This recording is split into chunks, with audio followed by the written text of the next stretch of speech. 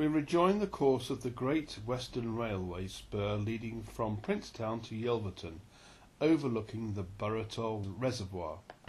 I'm standing on the platform which was, at one time, Burrator Halt. Now, Burrator Halt was put in place when they were raising the dam up in the early 1920s. And it seemed a good idea to have the train that was coming through at the time to drop off the workmen so that they could do a little bit more time at the beginning and a bit more time at the end. It just saves a lot of walking from Yelverton to here. Now we're going to be celebrating 60 years of the closure of this line. Last train ride in, I think it was the 3rd of March 1956. I would have been 3 years old at that point. The railway curves around towards Dowsland, following the contours of the bottom of the Yelverton Down, along this slightly raised embankment.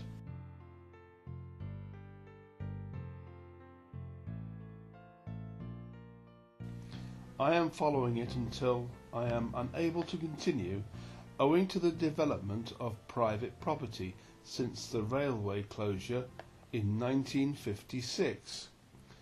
The only remnant, other than the trackway, is this concrete platform that may well have been the foundations for a railway building. At this stage, I need to backtrack to the top of Yelverton Down, as the railway did not adopt the route of the tramway from that point.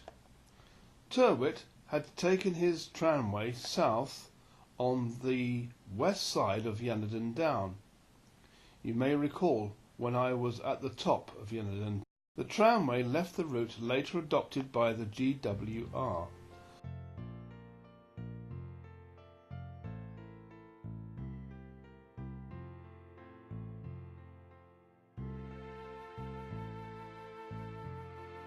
I am taking a car ride to point out the plantation and the tramway that cut through.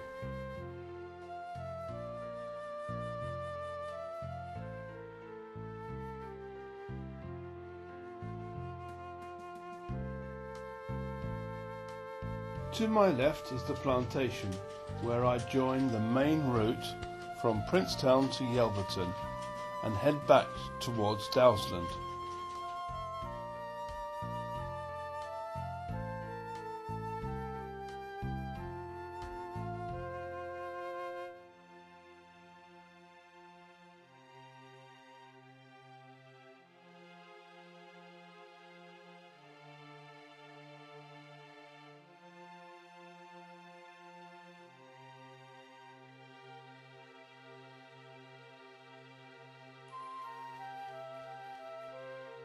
I returned to the spot where the route of the GWR railway terminated, where more modern developments had grown up.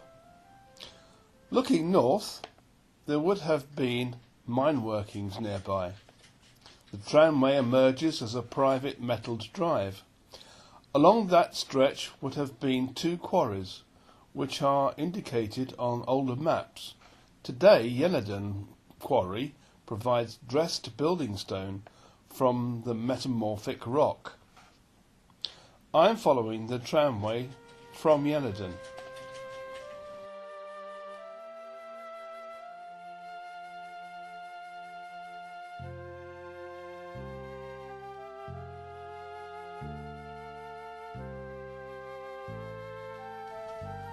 The tramway makes a full 180-degree turn here. Now the course of the line has become waterlogged. The railway and the tram line head off towards Dowsland.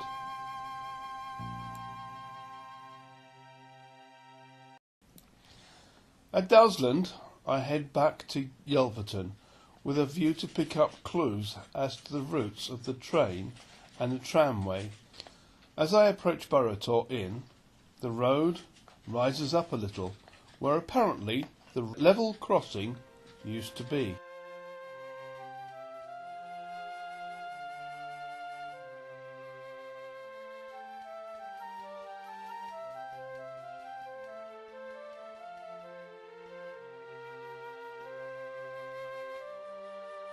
On the main Princetown to Yelverton road we find the old Dowsland station. It is a private house now, but the owner has kept a lot of its character. In fact, I'm sure he has a sense of humour with the memorabilia in his back garden. A "Beware of the Train" sign adorns the end of the platform, which in most parts seems intact. From the station, a railway embankment seems to run parallel to the road on the way to Yelverton. It appears to drop down to the same level as the road further along.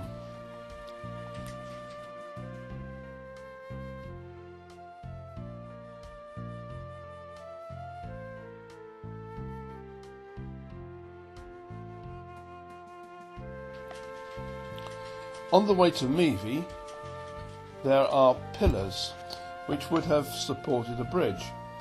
The line makes a big sweep round to come into Yelverton station.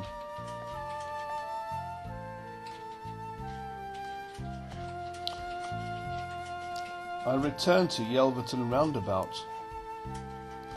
From St Paul's Church I take the path following the Plymouth Leet.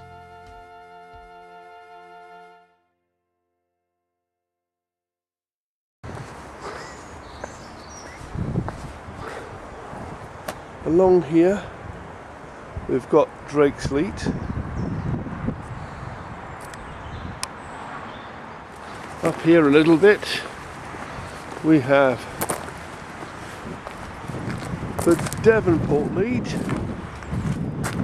underneath here on this little bridge, carrying on or not along this course here. But just behind us we've got a really nice section of the tramway, and guess what? We've left a little bit of tram line in there. The tramway would have come in from the direction of where the main Plymouth Road now is. It runs closely parallel to the Devonport Leet, crossing over at this bridge, as they both run again in parallel to each other towards Plymouth.